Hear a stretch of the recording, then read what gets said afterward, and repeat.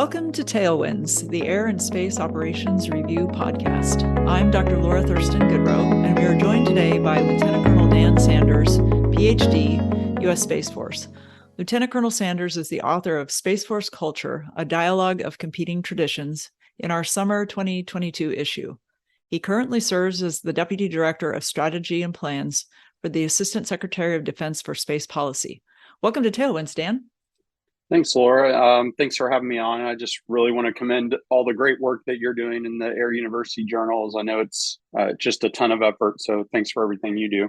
Oh, thanks. So to start with, tell us a bit more about your background and your interest in the subject of Space Force culture, as well as the reason Space Force leaders should focus on the subject of service culture. Now, toward the end, we'll go into that too, but just for starters. Sure. Well, I'm an active duty Space Force officer, currently in OSD, as you mentioned. I'm approaching 20 years in uniform and served a range of space operations assignments, most of them in the Air Force, as it turns out, and that'll be relevant as I kind of go through my story here. But I was fortunate to have a few stops in PME along the way, some time there at Maxwell. And, as a major going through Air Command Staff College, I was struck by how much of the curriculum was dedicated to stories of airmen, reading about Billy Mitchell and Hap Arnold and Heine Adderholt, John Boyd, Robin Olds, the litany of characters that are kind of in that storied Air Force past. And really, I loved that rich tradition, the tapestry of Air Force history, but it struck me that we didn't talk a lot about space. I mean, in those days, there wasn't much space in the curriculum at all, let alone talking about space leaders. And so that was kind of just in the back of my brain. We read a little bit about Bernard Schriever probably, but as it relates to kind of a project I'm working on now, Dr. Arnold at National War College is putting together an edited volume tentatively called Stars in Space, Makers of the Modern Space Force, which, is a kind of harkens back to Makers of the Modern Air Force and some of those, previous edited volumes that talked about some of the leaders that I was talking about. But I'm writing a chapter for that on Thomas S. Moorman, who, in my opinion, belongs on the Mount Rushmore of Air Force leaders in space. But anyway, back to the topic at hand. After my time at ACSC, I went to SAS and wrote on the Air Force narrative. And so this is really kind of my first exposure to looking at service culture. And I was exposed to people like Carl Bilder, who I think did a lot of really kind of the formative work on service cultures. And fast forward through post SAS, I had an opportunity to work on my Air University PhD. And about the time that I was getting serious on that, I was finishing up my squadron command. And this is same time that the Space Force is standing up and just after US Space Command. And so we're looking at how we would activate these units and what our organizational structure was going to look like for the Space Force. And I would hear our senior leaders talk about their vision for the Space Force and being a light, lean, and lethal, agile organization and all of those things. And I just really, I was skeptical. I began to question whether that was even possible. Through my 17 plus years of service at that point, I had just not really seen the bureaucracy operate in those ways. And so thinking back to kind of my previous work on culture, I really just first sought to understand, organizational culture, and then specifically military culture, and then, well, what is our Space Force culture? And so that's kind of how I got down this road of looking at Space Force culture. Well, it manifests itself in a really insightful work, your PhD and then the article outgrowth of that. I appreciate that. So moving on, in your article then, you talk about the 4 distinct cultural eras of Space Force operations: engineers, operators, integrators, and warfighters, which are the roots of today's U.S. Space Force. Can you tell us more about these distinct cultural periods in the service's history? Yeah, absolutely. And let me start by saying, and I know as an academic yourself, this will probably resonate, but I didn't start to write out a work of history necessarily. And I know this is a common experience that you don't often finish where you start, but I really wanted to answer the question of what should the Space Force culture be? Or if we agree with General Raymond's assertion or his idea that we need to have this space warfighting culture, then how could he or the Space Force leaders build the culture they were seeking or are seeking? What I found, though, was that organizational culture, you can't really start from scratch. And I think that, it's my belief that that's especially true in the Space Force, where there's this long heritage of Air Force space operations. Most of the people that initially came into the Space Force came from Air Force space operations. Most of the units, most of the missions. Yeah, sorry, go ahead. No, I was just going to say, and then, we have friends who have gone over from the Marine Corps, for example. And so you also have these small other service cultures coming into the Space Force, which is really probably very different than the development of the other services over the years. It's really interesting. It is. That's a question I've been asked before is, well, what is the impact going to be of these inter-service transfers beyond the inter-service from the Air Force, like me? Honestly, I think it's probably going to take 10, 15 years to know the answer to that. I don't know that we're going to know right away. But in any event, I think as we look back over Air Force space operations history, it really started with engineers. Bernard Schriever's father of space operations by most accounts, and I think he's rightfully earned that title. But in the early 50s or the mid 50s, it was really technically minded Air Force people with engineering backgrounds sitting next to their partners from academia, from industry. So you really have these technical experts in the room that are flying satellites, and often the people that are doing the work contributed to designing the satellites. And so it was high technical risk in those days. And so you'd often have issues with systems on orbit, and they were having to figure that stuff out in real time. And it's really just incredible. I tell some stories throughout my dissertation, to a lesser extent in the article, about strapping antennas together during the Cuban Missile Crisis. And it's really unreal what these guys were doing. And it's fascinating. So the coin of the realm for the engineers was really this technical competence. It was problem solving. They had a higher risk tolerance, perhaps, than you see in later space operations. And I think in some respects, we've lost some of that. You see it replicated now in places like SpaceX, where they weren't afraid to fail fast and fail often. And that was really General Schriever's model in the beginning of trying to build a working rockets and a working ICBM. But anyways, we get to the late 70s. Space is really contributing in ways that aren't just strategic anymore, contributing at the tactical and operational levels of war. Space systems are more mature, but they're spread out across a bunch of different organizations. They're in Aerospace Defense Command, they're in Systems Command, they're in STRATCOM, and senior Air Force leaders started to recognize that it wasn't a very effective way, just from a bureaucratic standpoint, to manage all of this, to compete for resources, for the Air Force to be the leader in space, which is what successive secretaries and chiefs of staff, all that was the thing that they really wanted to achieve, was to be the executive agent for space. And so to do all of those things, they felt like they needed to kind of consolidate. And it didn't happen overnight, but through the late 70s and early 80s, there was a series of studies by the Air Staff, and General Moorman, who I mentioned earlier, that I'm writing on right now, contributed to a lot of the thinking there. But there was this idea that if we build a space command and we consolidate some of these things, that one, we achieve that bureaucratic goal of being more effective in the resource fight within the Pentagon and just some of those very pragmatic things. But there was also a cultural element to it. And it won't surprise you that the Air Force has valued rated officers for as long as it's been in existence. And so as these senior leaders went to form Air Force Space Command, they tried to do it in their own image and to make it a kind of a rated model, where get out from under the thumb of research and development, where space operations have historically been, and have R&D support the operator, the person that was delivering the services and the capabilities. And so in some ways, it started to look like the SAC era Air Force, where LeMay was really focused on a professional service, a strict adherence to rules and procedures. And, you have to be perfect in that strategic mission. And they accomplished a lot of those goals through the operators era, from 1982 through the Gulf War, which I'll get to in a minute. But one of the things that was lost in all of that was that space operators were not pilots. They weren't getting a year of pilot training under their belt. And so there was, an effort to kind of build checklists and procedures, but it didn't look like flying, right? It was people that didn't have nearly as much experience. And meanwhile, your engineers and the R&D community are in different places now, by the time you get to the 90s. And so you don't have that deep technical expertise to rely on. So the operators become the dominant tradition, and really in the Gulf War do a fantastic job, all things considered, taking these systems that were designed for really strategic purposes and bringing them to bear in a theater conflict.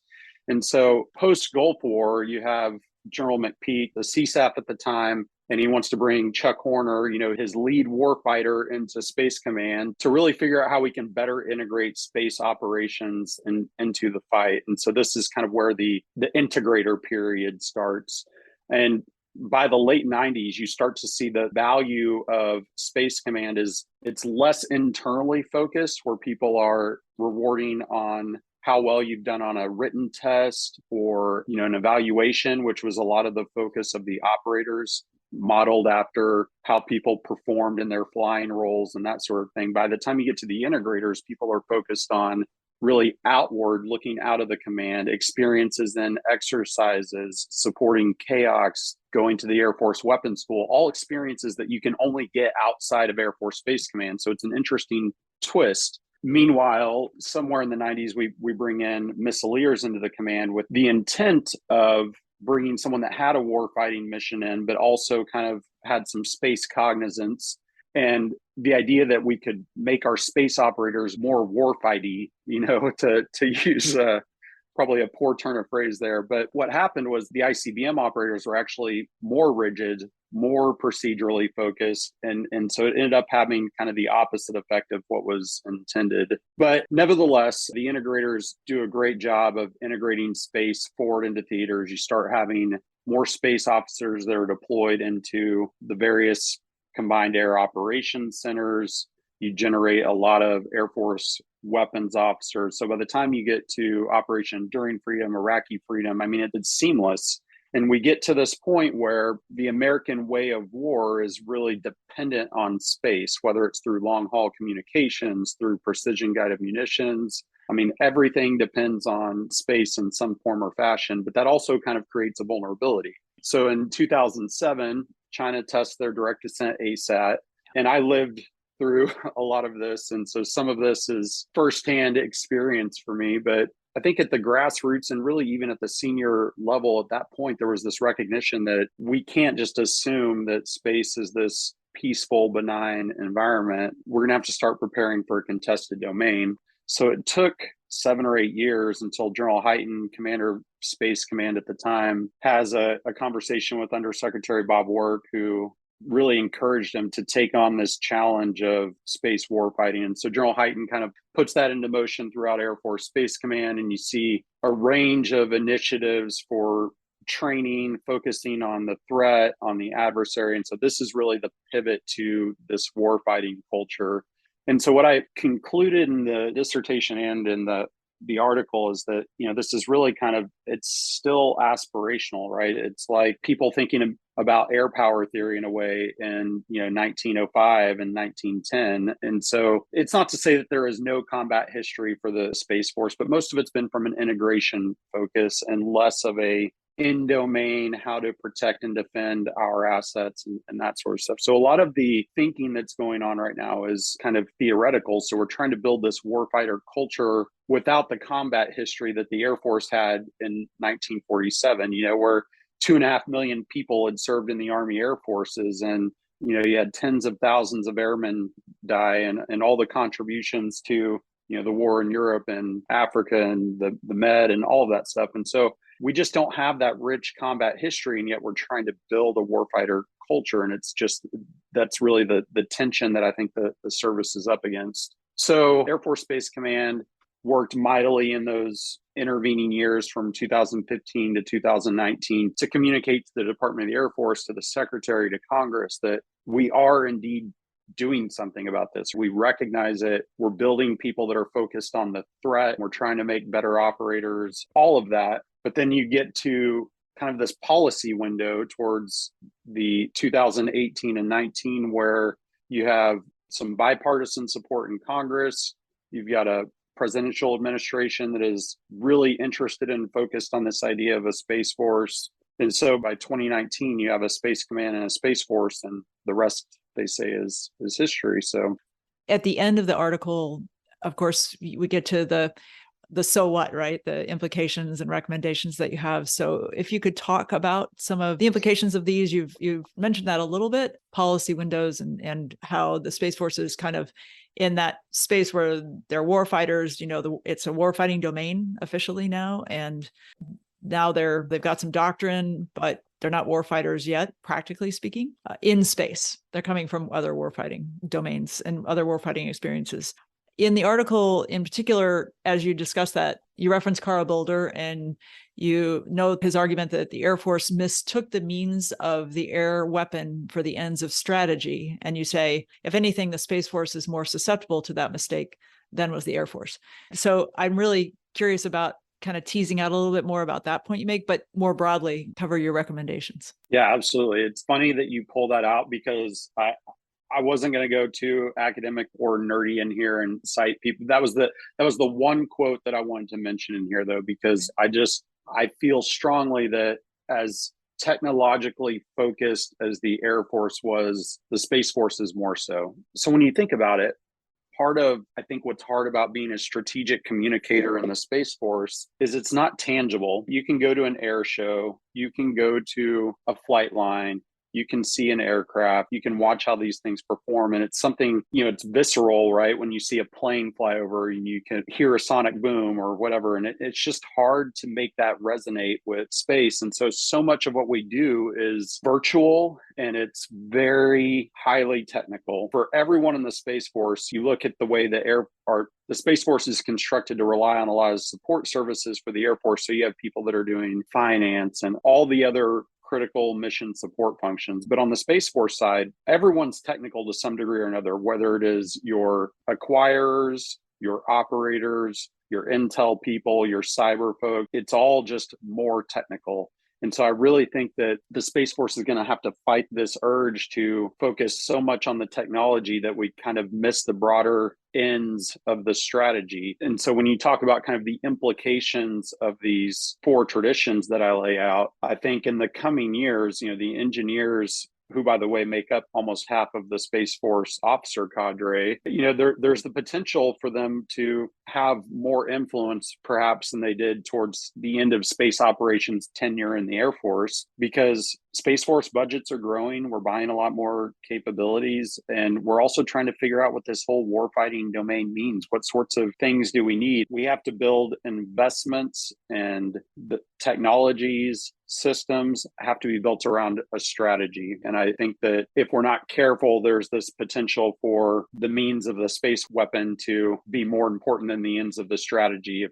we're not careful about that. But there's also a policy hurdle here, and I kind of alluded to this earlier, but the United States in its history has really been ambivalent about this idea of space weapons and ASATs. And, there was a time in the Soviets where we're both testing ASATs, and then in the 80s, you get Star Wars and the F-15 ASAT test. But then for good reasons, with the end of the Cold War, there's not really a lot of reason to think about it much, to invest in those sorts of capabilities. And so I think we're at this point now where our adversaries are not slowing down. I mean, there's all sorts of unclassified and open source reporting on this stuff, that they're fielding capabilities that can threaten every orbital regime and all the national power that we derive from space, both economic and commercial. It's just woven into our way of life now, but it's also critical to the way that we fight wars, as I talked about earlier. And so there is this policy hurdle where, we're going to have to come to terms with how we think about this as a country, and where the administration,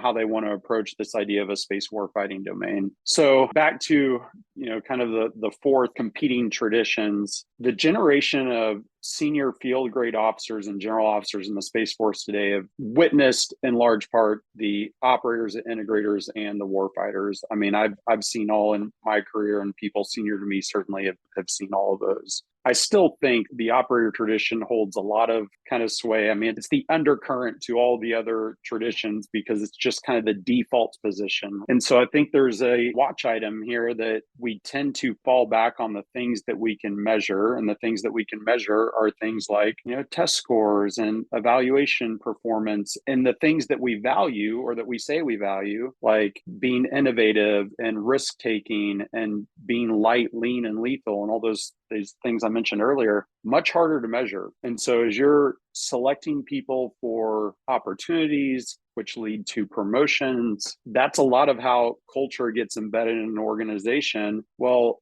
how do you measure something like being innovative? And I'm just not sure we've come to terms with that or figured out how to do that better. Now, there's lots of human capital work ongoing, and I'm probably not as close to that as I could be. But just to say that if we're not careful, we'll fall back into the things that are easy to measure. On the integrators, I would say that the work that the Space Force does is still really important to how the joint force fights. And a lot of those things are focused on fights much closer to the Earth's surface. So while, the Space Force exists to provide freedom of action to, from, and through the domain and to protect and defend and all those things, we can't lose sight of the fact that the nation derives power from space, as I've said, and a lot of that is focused towards the Earth. And so, there's one of the old phrases that you would hear is space for space's sake. And we have to avoid that because just whether from a practical sense of inter-service rivalry and budget fights and all of that, I mean, the Joint Force has been very supportive of the Space Force recently, but that's because they know how much space provides to the joint warfight. And so if we get too focused on this space warfighting idea or this in-domain idea, we perhaps lose sight of those broader contributions that got us to where space is so important today. On the warfighters, I think internal to the service, really, I think we're in a different place than even when I started this work. I think most Guardians have internalized this idea of why it's so important to protect all of that capability that I've alluded to a few times now. External to the service, I mean, I don't need to tell you that there are lots of memes and pop culture references, and not all of it is flattering to the Space Force. And so I think to the extent that Space Force leaders can really elaborate and make real that there is a threat, that this is a contested domain, that there's a reason that you, in fact, need a Space Force, I think that'll just be really important. And for what it's worth, I mean, I get asked this question a lot since I've written this article on, how I think things are going with Space Force culture, or how I think about this warfighting idea. I mean, this stuff just doesn't happen overnight. And that's where I think a sense of history is really important, that a few years into the Air Force's history, I think we still had privates in the Air Force. We didn't have airmen. Our uniforms and all of that stuff is going to come over time. This culture of instant gratification, you're not going to snap your fingers and have a Space Force culture overnight. And that's probably, the big takeaway from all of this is that we're still rooted in Air Force culture writ large, and then Air Force space operations culture, and all of this stuff that we're trying to do we can work towards. And I think there's plausible external circumstances that are going to help us drive towards that culture, but it's just not a thing that we can snap our fingers and have. Yes. And probably should take a long period of time to develop, because then it has time to grow roots. Something that happens overnight necessarily lasts not much longer than overnight. And your article really is a great foundation for someone who's interested in this and who is looking to that for change, and also just for information for young new Guardians. I think it's broadly applicable to a lot of folks in the Space Force and outside the Space Force. So thank you. Well, I appreciate that. Is there final closing thoughts? Anything else you'd like to add? No, I appreciate the opportunity. This has been a labor of love. I don't think I could have appreciated kind of the reaction I would have gotten when I wrote this article, but it's reached some fairly senior places in the service. And I have people come up to me once a week on average, someone will raise it. And it's really gratifying, as you spend a lot of time working on something, to know that someone has actually looked at a thing that you've read. Yeah. But I guess I would say that if people are interested in this and want to reach out, I'm happy to have more conversations about it, because I I think it's really important, and I think there's still an opportunity to get some of these things right that will have implications for decades potentially. And so I'm always happy to talk about it. Well, queries that come our way, we will definitely send them on to you. Thank you so much for joining us today on Tailwinds. We look forward to visiting in the future, and best wishes with your upcoming chapter in the book. Appreciate it. Thanks, Laura.